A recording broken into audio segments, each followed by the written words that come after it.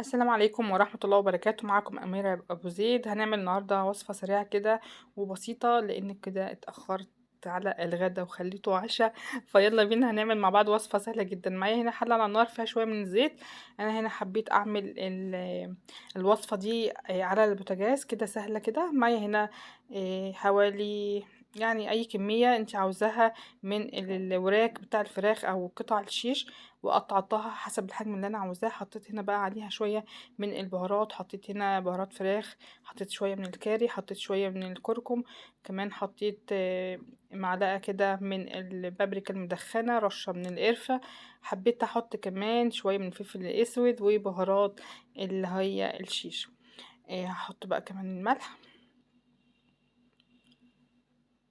تمام كده. هحط شويه من التوم البودر، بصل بودر، وهحط الصوصات بتاعتي. بجد بتخلي الطعم تحفة. تمام كده. انا هنا بحط التوم البودر والبصل بودر.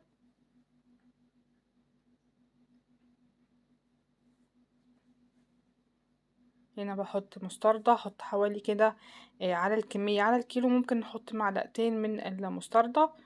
هحط صويا صوص، وهحط كمان ده صويا صوص، وهحط صوص الباربيكيو بيخلي طعم الفراخ دي تحفة.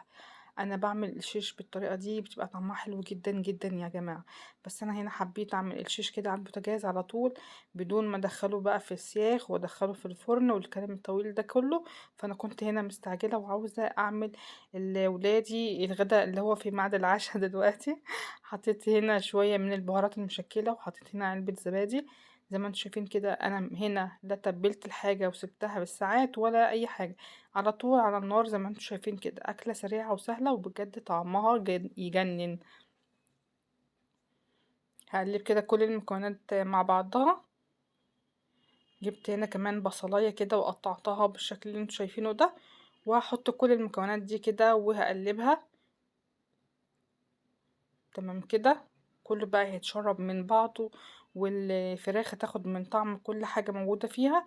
هبدأ بقى اغطيها واخليها على نار متوسطة وهقلب باستمرار علشان الصوص ده ما يتحرقش مني، وكمان عشان الزبادي برضو ممكن يتحرق مني. انا كنت هنا بقلب باستمرار. خلاص الفراخ بتاعتي استوت، وكمان اتشربت كل السوائل الموجودة فيها. جبت هنا بقى فلفل كان عندي احمر واخضر، قطعتهم مكعبات صغيرة كده زي ما انتم شايفينها، وحطيتها يدوب بس ايه يعني تكتين كده، وقفلت النار عليها. ليه؟ انا مش عايزه لون الفلفل بتاعي يتغير. تمام كده. عايزه اللون الاخضر يبقى اخضر، واللون الاحمر يبقى زي ما هو لونه احمر. بجيب هنا بقى قطعه من الفحم كده، ولعتها وحطيت هنا ورقه من الفويل، وحطيت عليها قطعه الفحم.